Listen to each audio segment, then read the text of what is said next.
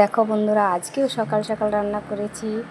এটা হচ্ছে ধুন্দুলের তরকারি, আর হচ্ছে কচু শাক দিয়ে চিংড়ি মাছ দিয়ে করেছি,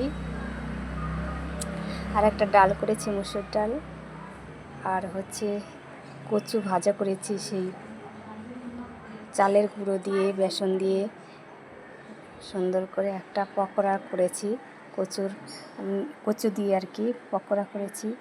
আজকে বেশি কিছু রান্না করিনি।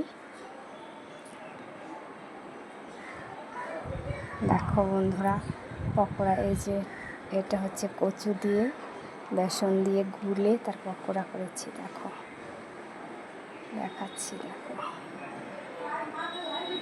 খুব সুন্দর টেস্টি লাগে, তোমরা খেয়ে দেখবা। কচুর পকোড়া যেমন কুমড়ো ফুল ভাজে ওইভাবে ভাজতে হয়, খুব সুন্দর টেস্টি লাগে। দেখো।